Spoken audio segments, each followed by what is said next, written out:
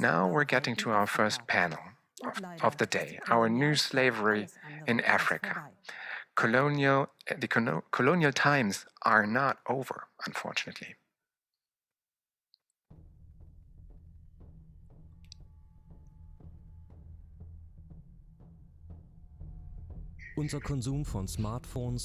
Our consumption of smartphones and other electronics has disastrous consequences in Africa.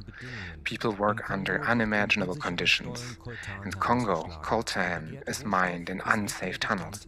The sought-after material is an important component of modern cell phones. Rebels control the mining region, exploit the workers as slaves, and the women are abducted from their families and brutally abused. In Ghana, the discarded e-waste returns to Africa. The Agbabloshi dump is one of the most toxic places in the world. There's often only one method of getting hold of recyclable materials there. Cables are simply burned off, and toxic heavy metals contaminate the air and soil unhindered. The life expectancy of people here is around 30 years. Children are at great risk. They're unprotected and collect even the smallest iron fillings from the dump. Sister Angelina supports the local people. She wants to protect them from the garbage dump, and the children are already being cared for by her. With missio's help, she's constructing a daycare center. A training workshop is also being planned so that people can earn money from recycling and no longer endanger their health in the process. In Congo, social worker and pastor Thérèse Mema is helping women to free themselves from the trauma of war. Many suffer sexual violence at the hands of rebels. Some even return to the village pregnant. They all depend on help in one of the trauma centers. They are supported by missio. In order for the children to return to a normal life, education is crucial. A petition to the German government is also part of an awareness campaign about the abuses in eastern Congo. Thérèse Mema handed over 60,000 signatures together with missio. Both women work in places that are among the most dangerous in the world. There they fight against modern slavery and do not abandon the suffering families.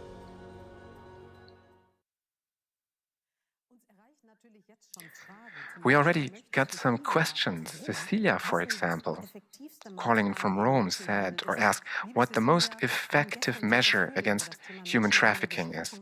Dear Cecilia, we talked about that topic yesterday in great detail, and the most important thing is that we look where it happens, that we call out these crimes, and that we don't turn away. But now let's turn to Thérèse Mema Mapenzi. She's head of the Centre Olame and missio project partner. You take care of traumatized women. The brutal warlords who call themselves rebels are all about profit. There's an alliance of unscrupulous forces in the Congo and businesses all around the world. Thérèse is a missio project partner, and she's coming live to us from the Democratic Republic of the Congo. We're looking forward to hearing from you, Thérèse.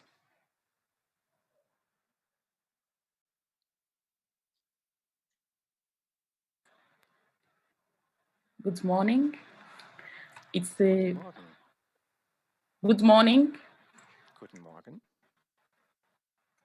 It's a great pleasure to participate into this panel. Yesterday, we had a very good overview of what is happening in the world, and I was very touched to see that many issues happening here in DRC also happen in Germany. I'm going to share my little experience on our new slaves of Africa. First of all, I talk about the historical context. DRC were colonized by the Belgium, and it is known as a rich country. And the Belgian King Leopold II, he had total control on resources and had to answer to no one. The people were put to work hard to collect riba and put under inhuman conditions so that those who failed to meet the quota they had their hands cut. They were beaten, they were also mutilated or killed. And those who refused to provide labor, they had the same fate. Leopold II had a lot of resources and had enslaved the people. He managed to gain serious resources from this colonialism and slavery. He gets much fortune. Many people died from this, but still now the world have never judged him. The King Leopold II is no longer there, but the people in Belgium still profit from his resources. What is the modern slavery in DRC? Today, it is more than 100 years. Leopold II is not in DRC anymore. We have many resources that the world needs. A new form of slavery is used and characterized by the following: forced labor in the mines or outside the mines. The children under 5 years are working in mining areas. The women are raped, and those who fail to provide a quota are directly killed. There are many cases of dehumanization of people. Little girls abused, taken as sex slaves. Others are forced to be enrolled as children working for army groups. Problem to access to goods and fair markets. The recruitment of women and children for hard work with low payments, and many violence in raw material extraction to make mobile phone and other electronic devices. This contribute to modern slavery in DRC. The profit of the modern slavery exploiters is not clear to identify. Comparing to what happened to the period of Leopold II, the people who practice modern slavery now are normal people like you and me. They go to church, they pray, they are good politicians, they are good human beings, but we cannot identify them with our open eyes. It means many practices of modern slavery are around us. We daily observe this and we keep quiet. Sometimes we think it's normal or we are not concerned. What can I compare the modern slavery and the colonial slavery? The new form of slavery is more structural than physical or psychological, comparing to the old one. Many people seem to be free from slavery, but in reality, there are many aspects to be considered. Of course, some children and women freely accept to work in this condition. They accept to be enrolled to work for this worse condition. And sometimes they accept less salary, which is not equivalent to what they are producing. It is also seen that small girls accept freely to work as sex slaves in the mines, and of course, young boys also freely accept to join the army group. But what we should know is that there are life conditions that push them to accept the low payment or to accept to work in these conditions. In the context where the state is not able to ensure their needs, in the context where they have no choice, they don't have something to eat, really it is not easy for them to refuse or to decide. The normal duty to end the modern slavery. Several people tell me, Thérèse, when will you stop talking about this subject? And my answer is, when I will see the world understanding me, like they did to Cardinal Lavigeria, the white father who fought against traditional slavery. I will also continue to speak until the world understands that the slavery violence is around us. Maybe there will be some good people who will share my message. Maybe there will be some journalists who will be touched and who will spread the news and the information in the world.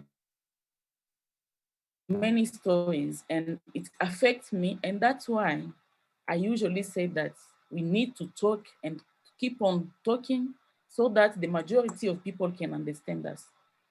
I met a girl of 12 years. Her name was Judith. She lost her father in the attack by a Nami group called Raia Mutomboki in Zibira, in South Kivu. Judith was taken in hostage by this army group, and stayed with the rebels for 2 years. She returned home, she was pregnant, and she gave birth to a boy. But in her village, it was difficult to restart new life because she was stigmatized, and also her child. Judith has no parents or someone who can fulfill to her needs. One day, a lady came to offer her a service. She accepted and she went to work in the mine, knowing that she will only wash the minerals and so on. But while she was working there, the woman profits exploiting her as a sex slave of the, the rebels. And in return, this woman exploited Judith and she gained a lot of money from her work, not only from washing the minerals slave. Judith came to talk to us, but she was afraid because she knew that if she speaks out, they will kill her. But thanks to the legal support, Judith has regained her rights and she's studying in a rehabilitation center. This because she spoke out and we were there thanks to the support that we get from missio.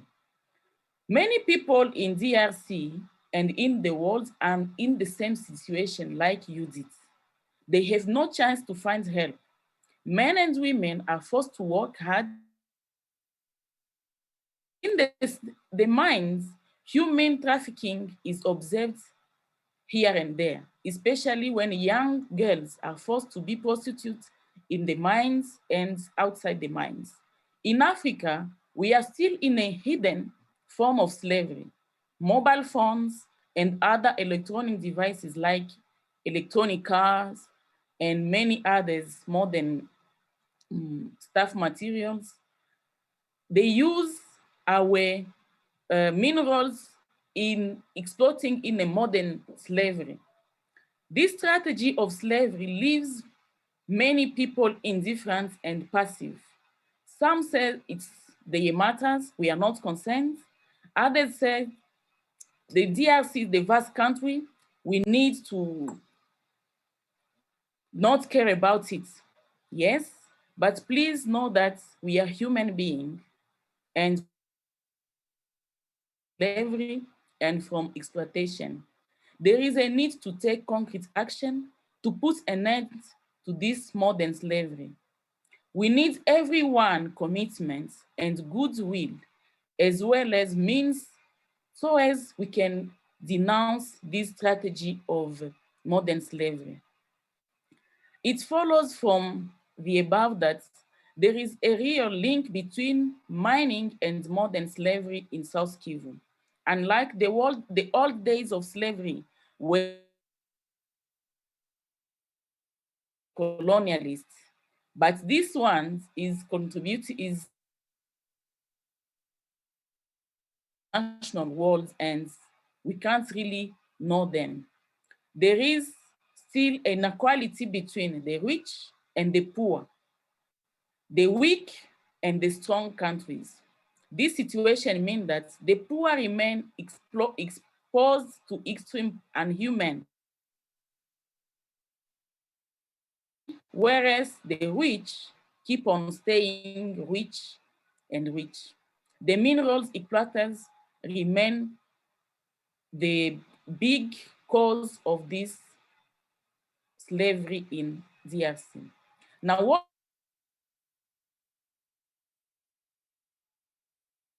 needs to raise awareness so that this new form of slavery? We need people to join our campaigns with missio.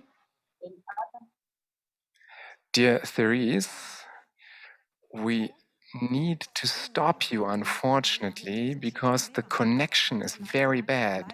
We have some technical difficulties. Congo seems to be far away, and the internet seems to be a bit weak at the moment. So let us stop for a minute. We will come back to you very soon. We have a discussion. Sister Angelina Gerharz will speak now, Eva-Maria Reinwald will speak now, and then we will have a discussion with you as well. But thank you very much for your very moving words. We totally agree with you. We need to raise awareness. We need to look at these things. And that's why it's so important that we hear from you locally.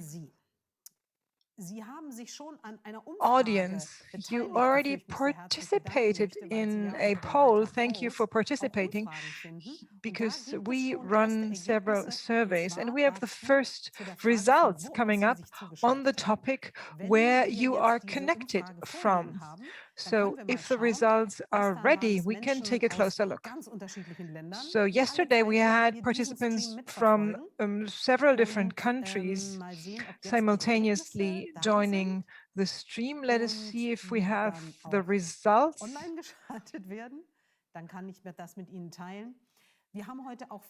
So we have a lot of people coming from Germany today, Mönchengladbach, Essen, Heilbronn, but also from Manila, from Tanzania, from Dar es Salaam, participants from Rome, from Aachen, of course, from Hamburg, Berlin, Greifswald, St. Imbert, Limburg, and many other countries. Yesterday we had 80 countries that were present to inform themselves on modern slaveries and stand up against modern slaveries. You can find a new poll down there in your menu. How do you dispose of your discarded electrical appliances? Because usually they have a planned failure. So they are set up in a way that they will run only for a certain time. And that goes for electronic devices. Do you dispose them in the regular waste, or do you bring them to the recycling depot, or do you try to sell them? There are different options in the survey, and I'm looking forward to your participation. And we're curious about your answers. So a share in profits from raw materials, that is a fair demand from desperate people in Congo, but Africa also plays a major role in the disposal of our consumer electronics. This is where old equipment, scrap metal land. Our e-waste ends up on those dumps. The world's most notorious garbage dump is located in Accra in Ghana. Here, in one of the worst polluted places, around 160,000 people live and work. The Missio project partner, Sister Angelina Gerharz, is putting a stop to the horror of poverty and environmental contamination. A daycare center for children and a training center for young people is what she set up. Sister Angelina is now speaking live to us from Ghana. A very warm welcome to you. Hello to Ghana, to Accra. Dear Sister Angelina, you would like to address us now with your speech. Good morning, everybody. Dear colleagues from all over the world, and Ghana staff, Missio staff, I would like to thank you, first of all, for inviting me to this conference regarding a topic that is very dear to my heart. I'm going to express my thoughts regarding specific examples in the famous disposal site here in Ghana. At the very beginning, I would like to say that here in Ghana, we don't want the e-waste to arrive from all over the world. And the simple reason for that is it is harmful waste. It is even fatal for people, and it pollutes the environment in a permanent way. And the extent of the harmfulness, it becomes clear also in a scientific study that was carried out a few years ago. In the context of this study, chicken meat and eggs from Agbobushi were tested with regard to harmful substances, and it was found out that the meat and the eggs contain a large amount of harmful substances because the chicken run around freely and eat e-waste. People who eat that chicken meat automatically take in those pollutants as well. And this fact leads me to a couple of important questions. How can we allow for the accumulation of e-waste in the so-called global south? How can we allow for that? And we, I refer we to the whole world, and I don't have an answer to this question. I can only ask further questions. For what reason is e-waste not disposed of in the countries of origin? Why can't receiving countries like Ghana tell local people why they import e-waste in the first place? Why are these so-called goods labeled as second-hand items and offered for sale in the country of arrival? So we living in the global north, we protect our own health and we soothe our conscience by giving some sense for food to those who are disadvantaged and who are the recipients of what we do. What about decency, respect, and the consideration and empathy for other people? In Christianity, we call this charity. What about those values in today's societies and in our governments? What about humility in face of the dignity of other people and with regard to the magnificence, beauty, and magnificence of the creation? I would be very happy if you reflected on these questions. They are stirring up and they are urgent questions, and we need answers to those questions. This is it for the background of the situation. I would now like to show you Agoblushi from a different side, from the part of the people who are affected. For many people working and living on the dump site, everything is a matter of survival. Extreme poverty enslaves people, and you can clearly see that in Agoblushi. We have many people arriving from all over Ghana, even from neighboring countries. They arrive looking for work. And next to a wholesale market for food and e-scrap, meanwhile, a slum was established with 160,000 people living there. Somehow, this vicious circle of a hot climate, infertile soil, with meager agriculture and lack of infrastructure in the hometowns must be broken up. The only opportunity to earn money in Agoblushi is the scrap industry and is to work there in the scrap industry or on the wholesale market. So I welcome the reorganization attempts of our government, for example, to relocate wholesale and people. For example, 20 kilometers outside of Accra, there is an area where a market for wholesale was set up. This town has now become a truly small town where overland vehicles can arrive with their loads from all over Ghana. There's also a number of recycling factories for metal and plastic. And people work on a targeted decentralization on setting up a number of smaller scrap heaps. And the efforts include also a ban on burning wires for metal recovery. And in all these places, there are thousands of people living and working. As missionaries, we want to take care of the welfare of these people. Our monastery, St. Mary's, is a direct neighbor to Agoblushi. Let me speak about Zedu, that I would like to introduce to you. He's a family man with a wife and 3 children. He supports us by regularly calling the children together in the residential area close to the dump site. And he organizes also our meetings with the leaders of the local hierarchy and the government. Sedo earns his money by burning electric cables on the dump site.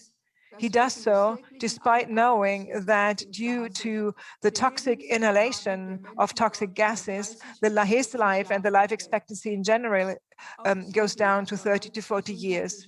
Sedo also has health problems. Also, school children earn money for the family day by day by working before and after school at the dump site. Mother and women oftentimes sell drinking water that they cool down with ice blocks or ready-cooked food and other groceries. The money that people earn there is their only chance to survive because they emigrated due to hardship to the south. And returning home without any change in life and structures of living would mean for them to die slowly. What can we do? Missio helps us to create change. With the support of Ein Herz für Kinder, a heart for children, and the Missio campaign, we started to build a daycare center for children. And in addition, a training workshop for the young people, but unfortunately, we're still lacking financial resources to continue. So on the e-waste dump, you can offer work to people in order for them to earn their own living. But we must help them to get out of the vicious circle of this life-threatening situation. And we want to do so in the context of our Missio project. We are planning together with the population, and we are guided by what they really need. The children need a daycare center, for example. Life and education belong together and start in the family. If both parents are forced to work all day and the children live without any supervision in the dump, this has negative consequences for their health and life in society.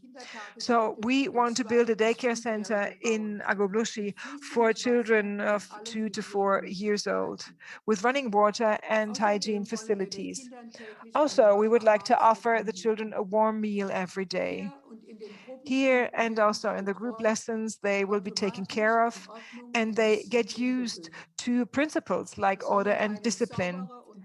They should grow up in a clean and green environment, in an environment where they can grow up with happiness and where they don't experience any dangers. This way, the children learn values and important principles for their lives. And that helps them to grow up in a healthy way and to take care later on of their family, of society, and they can also attend public schools. So this way, we open them the option to lead a normal life in society. For the youth and the young adults, we need training workshops in various industries. I learned a lot from people and I admire them. Here in Agoblushi, people are very creative, both in the practical and the artistic sense. A young man named Mohammed told me proudly, "We are skilled workers. We earn our bread by working, not by swindling and stealing, but thanks to honest, but oftentimes hard work. We create many new products from the recovered materials. And this way, we support the economy of Ghana with our products. Thus, the economy depends on us." For example, when an old car arrives at the dump site, it is sold for their scrap parts, and the skilled recyclers take it completely apart, piece by piece, bolt by bolt. Everything is further processed, and they can create new products with the parts. So they process everything: windows, body parts, car tires, upholstery, electrical cables. Even the solid metal or cast iron can be recycled. The trained recyclers know how to further process the materials and how to reuse them. And they also take the TVs apart, the smartphones, the ventilations, the air conditions, and everything. They know how to further process things and how to use the recycled parts and create new products.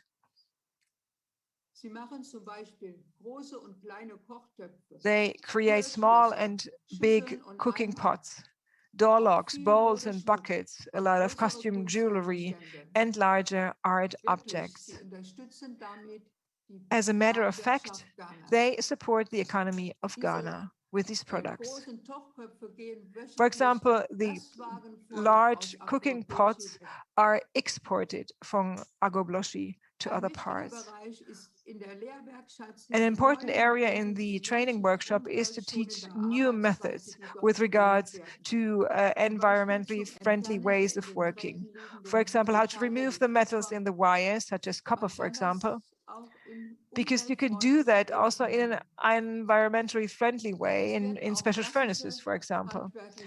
We also teach traditional crafts, tailoring, body and hair care, arts and crafts, for example, creating costume jewelry from traditional glass and plastic beads.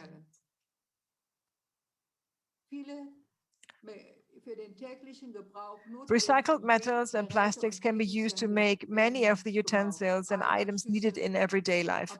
Buckets, bowls, but also building products like cement blocks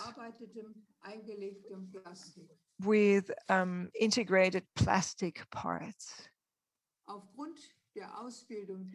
Due to the education that people get there, in a couple of years, we will have skilled workers available. And they will go back to the north in the villages there, and the infrastructure in those villages in the north of the country will change.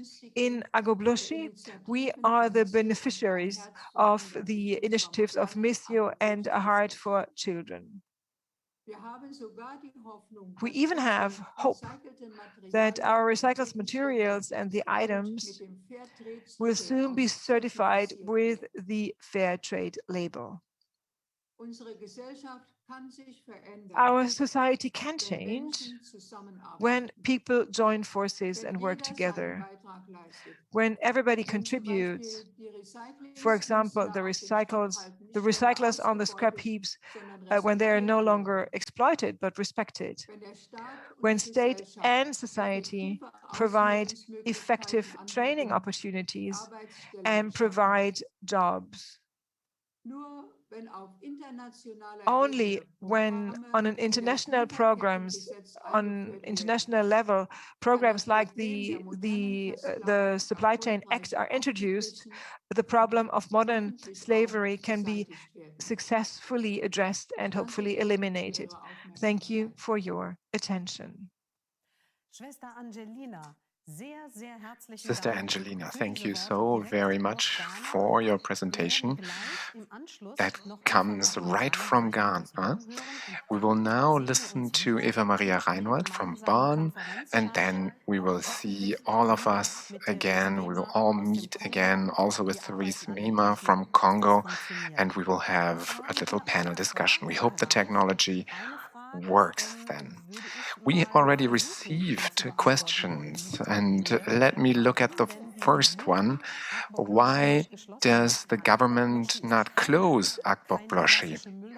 I can answer that. Agbogbloshie is not a classic traditional dump site as you know it from Germany. It's a huge structure, 16 square millimeters, and it's technically not easy to close that off, and there are 160,000 people living on that dump site. So where are they going to go if you close it? So there is many different aspects to this.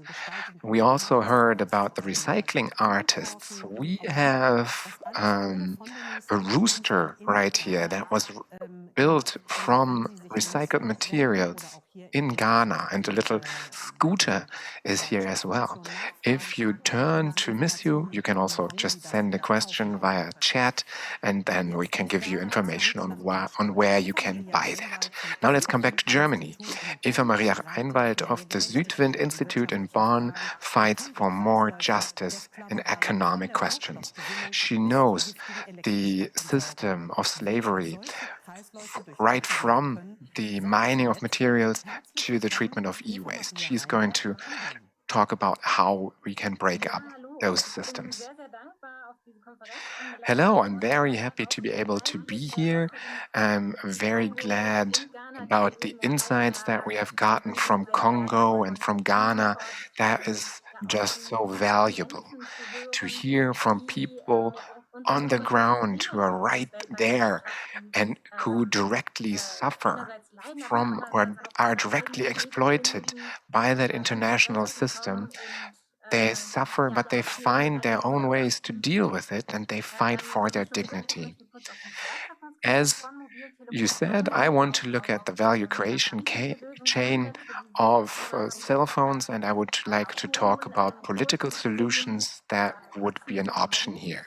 Let's first look at the growing consumption, the growing use of electronic devices. That's a global phenomenon. In 2020, the number of active SIM cards worldwide was about 8.1 billion. So statistically, every person on Earth has a cell phone.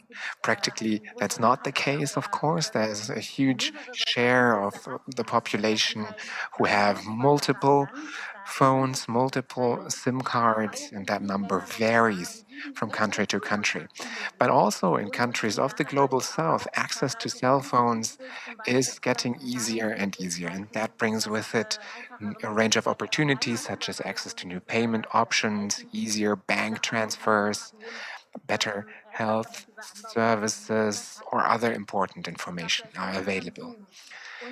And the rapid consumption of the electronics and the short development cycle of our cell phones, for example, is something that puts pressure on the value creation chain, and that creates dark sides, that creates downsides also when it comes to human rights.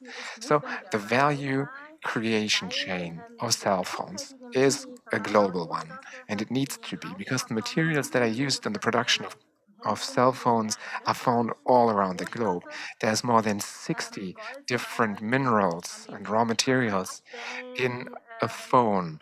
For example, gold is used for contact points. If you put your SIM card in there, the contact is made of gold. Then we have aluminum plates. We have solder.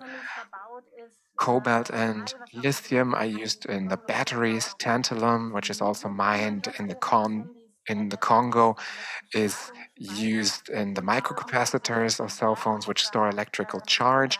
And also rare earth materials such as neodymium and cerium are used in smartphones, in the speakers and microphones, for example. So there's many different materials that are used for cell phones. Most of those metals are mined in open cast mines, so that is really large scale plants. They completely destroy the landscape. They force resettlement of people living there. Surrounding communities around those open cast mines suffer from health hazards such as pollution of water, soil, and air. And the International Labour Organization classifies mining work as one of the most dangerous occupations that exist because of dust pollution, injuries through falls, rock falls, or mine collapses. That is just some of the risks to life and health of people locally. We also heard that there are huge challenges when it comes to small-scale mining, where people individually try to mine for materials. Their child and forced labor and extremely low wages are a huge problem. If we look at the African continent, of course, the Democratic of Congo is in focus here with the mining of tantalum. and cobalt, but also platinum and palladium that is mined in South Africa and to a lesser extent in Zimbabwe. So that is the different countries that are affected most here. The mining of those raw materials is spread out over many continents. It happens all around the world, and the majority of electronics are produced in Asia. So talking about the assembly of the smartphone, but also the production of materials, of components. So that happens in Asia, first and foremost in China. Time and time again, work weeks of 60 hours and up are documented in those production countries. The work is very monotonous, very repetitive, which represents strain on health. There's also health hazards connected to aluminum dust, for example. And the production companies actually put huge pressure on the manufacturers because they have these quick cycles, quick renewal cycles where they release new devices. So they really force the manufacturers to produce the components extremely quickly. There's a huge cost pressure as well, and that is passed right down to the workers. We often hear about harassment from supervisors and the prevention of union creation, for example.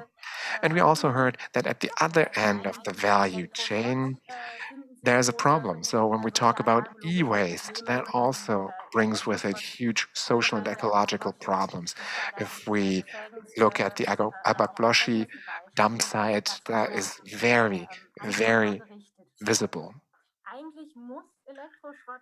Actually, e-waste is not allowed to leave the EU. It must be disposed of properly right here in Europe. However, it is allowed to ship devices that still work and can be sold to consumers. Unscrupulous and dubious traders use this loophole to ship electronics that can't be resold in reality.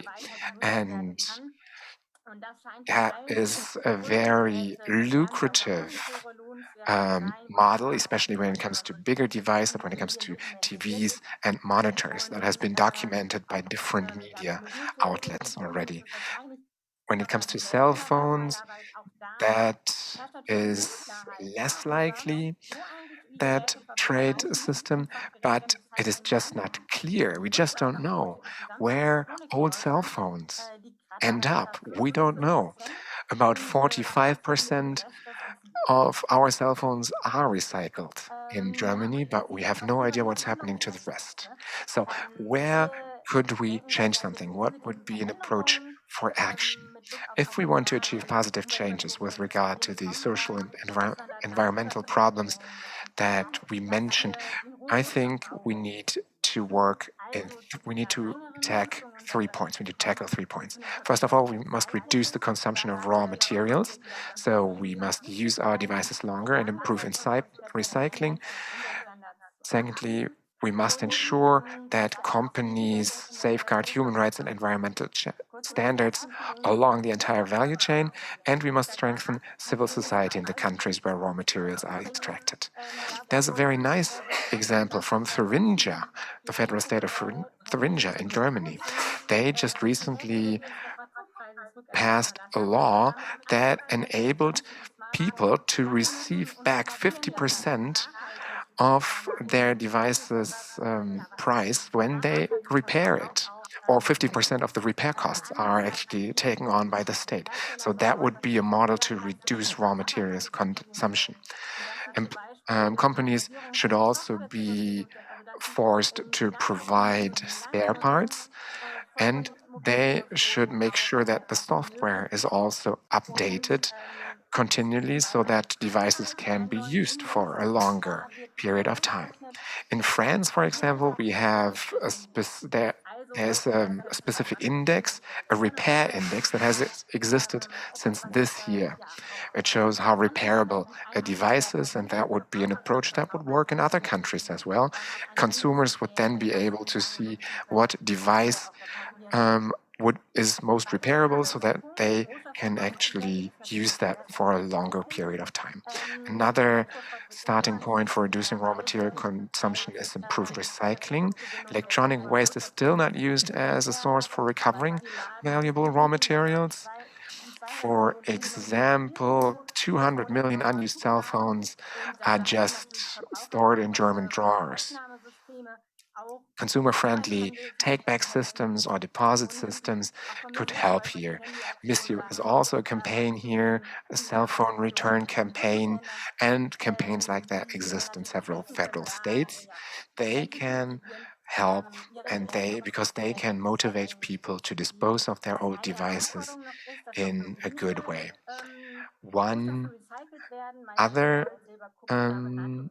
challenge here is the recycling of some raw materials, for example, gold, silver, copper, platinum, and palladium can be recycled, but especially when it comes to rare earths, tantalum, indium, and gallium, those are almost not recycled at all. The recycle rate of those materials is less than 1%. So, companies need to be held liable for the fact that human rights are respected along the entire value creation chain. I'm not an expert on the situation, for example, in the Democratic of Congo, for example, but I read that there's a new mining law that was passed there. That is something that was actually well received by civil society because it gives mining companies more responsibility for the health of their workers. It also forces mining companies to contribute to social projects, but it's just not implemented as far as I know. So that's a big problem. And that shows that responsibility lies in the countries where the materials are extracted, but the responsibility also lies globally, where the headquarters of the producing companies are. In Germany, we have that supply chain law that was just recently passed, and that is something that is an example for an international process where we can actually try to push for more change. On the level of the UN, for example, they are at the moment working on a UN accord for human rights accountability in value creation chains. It would enable different parties to work together better and would also create the possibility to go to court, for example, for people affected by these human rights violations. And my last point is strengthening the civil society.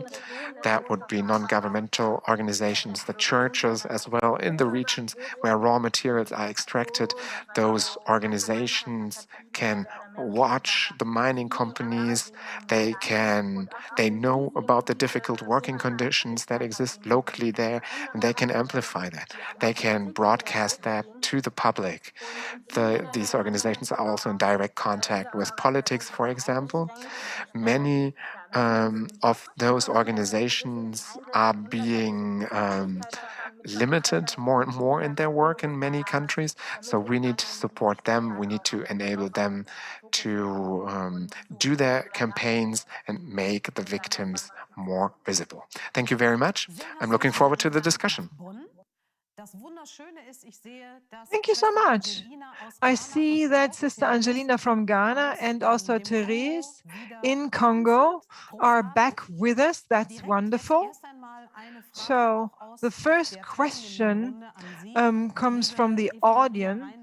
Dear Eva-Maria Reinwald, how can I make sure in Germany that my e-waste will not end up in Ghana? Because Sister Angelina said, please dispose of your stuff in the country where you bought it.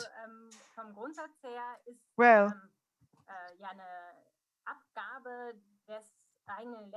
basically, you can bring back your e-waste. In the municipalities, you have dispose and collection centers. If you take, we have activities and campaigns like missios with regard to smartphones, also in the different federal states in Germany, and you can bring back your devices in the context of those campaigns, but there are also stores where you can buy appliances. Saturn, for example, in Germany, they are obliged to take back your used devices. And all these recovery centers are obliged also to recycle these devices to make sure that on the one hand, for smartphones, for example, people take a closer look, how to cancel data and resell the smartphones. And if it comes to broken devices, they will be disposed of appropriately. So it's always good to contact your recollection center and collection points to make sure that these devices are disposed of appropriately. And there's been done research to find out how the devices end up on the ships and boats that go to Ghana and that should not be sold anymore. And what people found out is that sometimes, people go to flea markets or buy things on the internet. So if you have a broken device, just make sure that you don't sell it to somebody you don't know, but that you go to a certified collection center. Thank you so much. This is good advice for all of us, because we do have old smartphones, and I still have a Walkman, as we call it, in my drawer. A question to Thérèse Mema with regard to e-mobility. We need more and more raw material coming also from the Congo. And Germany focuses on doing away with fossil motors or engines. People want to focus on e-mobilities, and we need minerals for that are mined for in the Democratic Republic of the Congo. Is that a positive development, or do you think it creates more problem compared to the combustion engine? I think the goods and a fair way we should provide is to collaborate and see what may be the real, the fair chain to get the raw materials. Because I was in the ground and met some of the people exploiting gold. And the big issue they told me is, of course, the markets are imposed by the international markets constitute also another way of slavery. They don't take into account the specific needs or problems, or even consider the different expenses they made available to get the raw materials. But also, if we make a very good chain of evaluating the chain of the raw material delivery, this can also contribute mostly in the fair way of accessing the raw materials. The big issue is that the international business people don't really like to buy material from direct people. So they want to get it from cheaper price, and they escape some fair ways. This is the big issue we have. The other way can be, the other solution can be to accept making a kind of shop which can link the international worlds and also the local worlds, so as they can buy at local level the material they need. This is my view on the issue.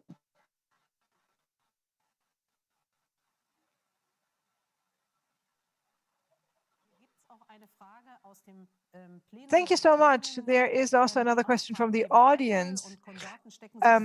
Companies like Apple and others have huge profits at the expense of poor people along the supply chain. How can we put the companies under pressure, Thérèse?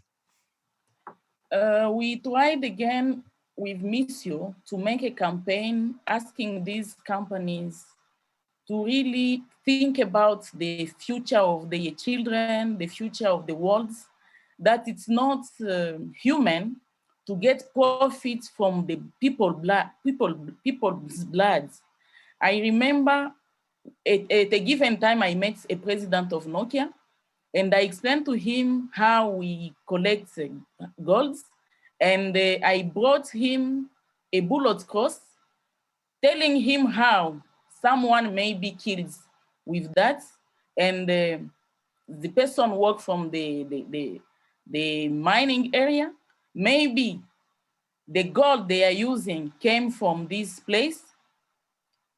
So how can they feel? He was afraid to even touch the cross, although there were no blood on it.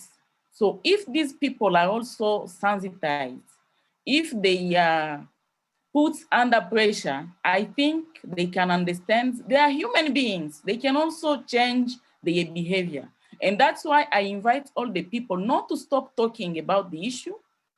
From the time we keep speaking out, explaining the problems in the grounds, showing the benefit,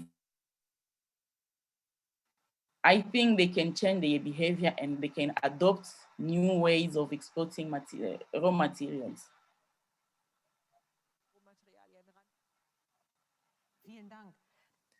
Thank you. Lena has a question. She says improved recycling and longer use of devices is good, but if everything is going to be recycled,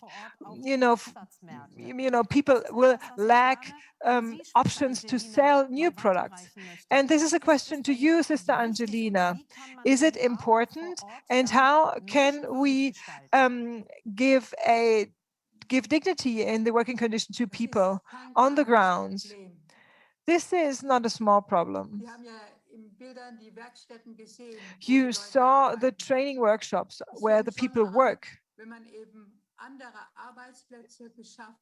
It starts with providing other living conditions, different living conditions and different workplaces, and training opportunities. We do believe that the only thing that can help people to leave that cycle of poverty and slavery is to give them a training and education and open them the path to a new life. People said we should close Agabloshi, but how can you do that? With so many people living there, we have to close it step by step. And as I said, the people also need to see that it makes sense what they do. Let me give you an example from Ghana, from Tamale, from Caritas, where people set up a plastic recycling facility. So the people recycle plastics and they create new products. The recycled plastic products are cheaper. And you saw how many people live there. So people buy products and they are solid and last. So you find the recycled products on the market. But what I found out in Tamale is there's the factory, people were hired, people were trained to operate the machines. But there's also a change for the whole town, because people need a lot of plastics. So people start everywhere to order things, to tidy up, to collect plastics and to bring them to the factory. So people are motivated to do so. And then you have agencies, so subcontractors bringing the plastics to the factory. So they create new work, new jobs, and there's a change in the attitude of people. Because people want to find ways out of their situation, also with regard to diseases. There are children who started working on the e-waste dump as children. I thought a child, and I thought he would be around 14. He was 20 years old, so it has an effect on the health of people, and it's not something that they want. And the parents want to go back to their hometowns, but they don't have any jobs in their hometowns. So we need to change the structure and the infrastructure also in their towns of origins. We need schools there, schools that really teach the children how to read and write, where they really reach the educational goals. You need training facilities and you need working opportunities. I don't know if that really answers the question. Thank you so much. Yes, it did. And thank you also for the insights that you gave us into your situation on the grounds, because it's important for us to understand the situation locally and what is happening in the countries. You know, in the media, you can read a lot, but an authentic report from the grounds are really important for us. And it is concerning for us to know also that on a local level, the government and civil society groups try to find solutions, you know, that not everybody is just ignoring the situation. I have another additional question to Eva-Maria Reinwald. With regard to e-waste, there are import licenses to Ghana. You mentioned that before. So you're not allowed to ship products and devices that don't function anymore. And the question is that we could ban the e-waste import in Malaysia. Malaysia did that already for e-waste.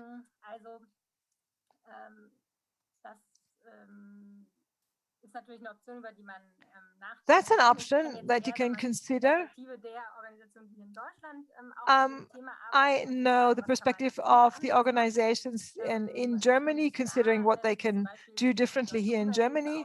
For example, the Deutsche Umwelthilfe is working on that problem, and they claim for improved controls at the customs with regard to the export of used devices.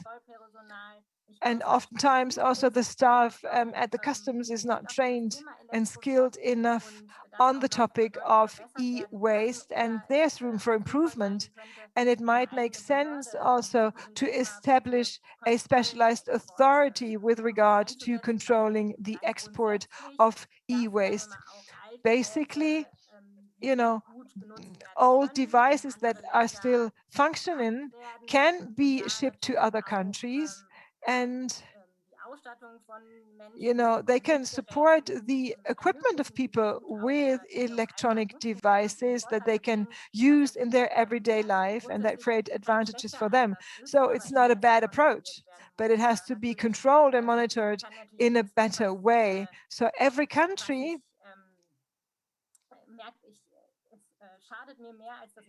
that sees that they don't benefit from receiving used devices, you know, they should set up their own set of rules also. Thank you so much for this answer. I have a question to you, Eva-Maria Reinwald, on a different topic. Fast fashion, Primark, Kick, C&A, these are areas where people generate major profits and sales. So buying this type of fashion, does that support modern slavery? Because I read over and over again that companies run programs and are forced also to monitor their supply chain. What about the fashion industry? So in textile industry and the supply chain, this is a major challenge for human rights. You know, it starts on the plantation, you know, with forced labor, with child labor, you know, also when it comes to harvesting cotton, you know, you have shifts of more than 12 hours, you know, and then you have the question of tailoring and sewing the fashion. And the fast fashion fosters the pressure on the chains, you know, producing again and again new collections at a very small price. There's a huge price pressure created by the company among themselves. And in this area, that if you buy a more expensive piece of clothing, it does not mean that it's connected or based on better working conditions. You know, the supply chain provides major challenges. There are different labels that you can take a look at also for the textile area.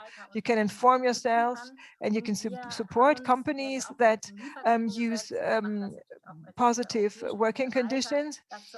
And we are committed to having companies be obliged to respect human rights. But this is a change that we will not see from one day to the other, but it is an obligation that goes to the major producers, and they have to take on measures and prove also how they address human rights challenges, how they make sure, for example, that the minimum wage is respected, that safety standards in production are complied with, and that they also allow for trade unions. And the supply chain law that was approved in Germany, that goes also only for the major producers in the world, but there are also small and medium-sized companies in the mid-market that need to be included in the supply chain. So this is an area where it will be continuously important, what we said before, to focus on the bad condition. Also, the campaign of Clean Clothes campaign is important, you know, where people join forces, and they have campaigns where also civil society can participate, also to increase wage, to create more transparency, to create clothes in a fair and transparent way. And this is a good way to participate. I learned that the supply chain law moves towards the right direction, but it's not enough. Marcus asked another question: how in Germany can we make sure that also the purchasers have an improved knowledge about the working conditions, because also the municipalities could be obliged to comply to certain standards. That's a very important lever, yes. Public procurement is a huge volume, and you can actually use that to shape the market. The different federal states have different rules for procurement. The rules differ. Some are tied to wages, for example. So others are also requiring municipalities to look into ecological and human rights issues for their procurement. And every year, there's also an IT conference, as it is called, that looks at sustainable procurement in the electronics area. And there they talk about approaches, how organizations can make sure that when procuring, when purchasing electronic devices as a public institution, how they can actually look into the different issues, the different human rights issues. If you want to know more about that, just look for IT conference.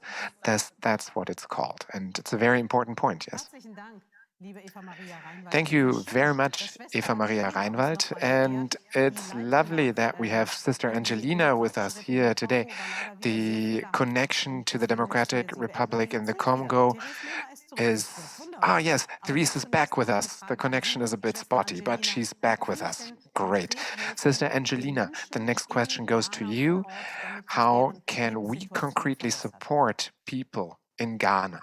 How can we improve their living conditions?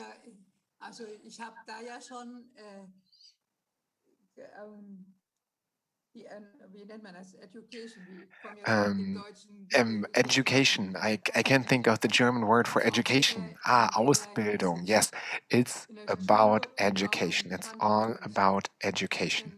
So sending kids to school giving them artisanal skills, because that enables them to get jobs, to get well-paid jobs.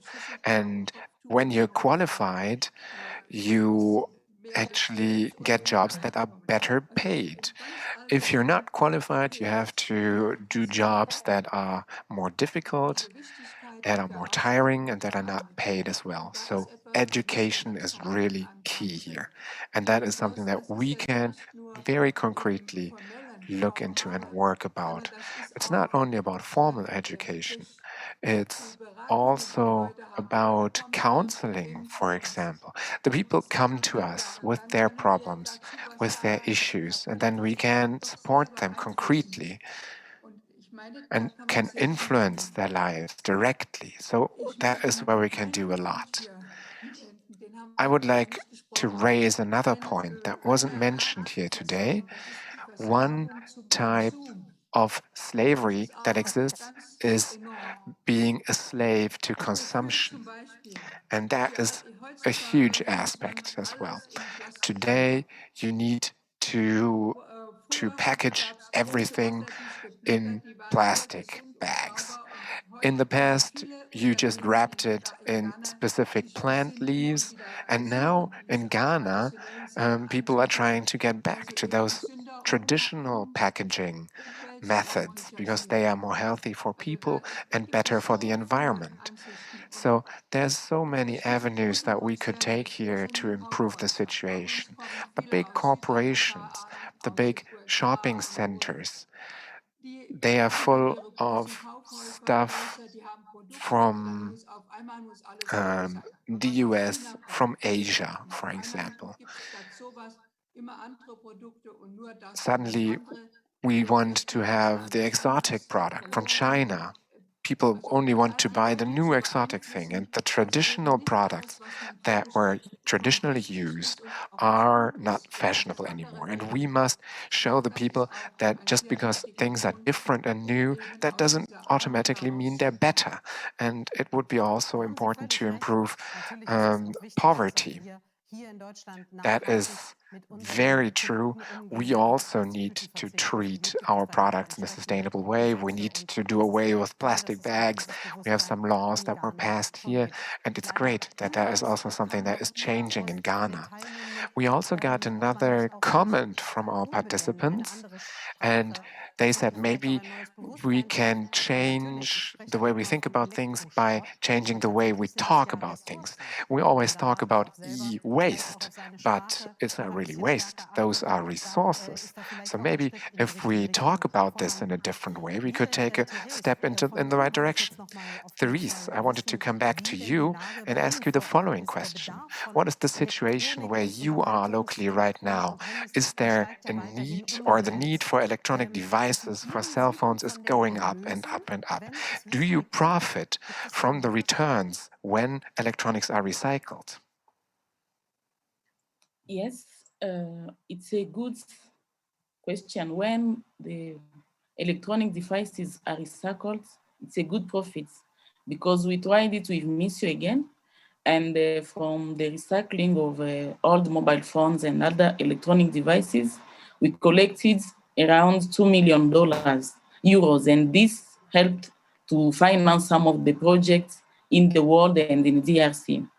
But also, sometimes we also need the raw materials. We cannot continue recycling and recycling.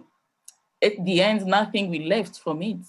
So we need also to keep on digging gold, but respecting environmental conditions, but also providing good access to market, so as all the people who can dig coltan, gold, can also get the same benefits like those who are selling it. Because the big issue is to see that some people profit more and more, and others are losing more and more. And this is the big problem we have.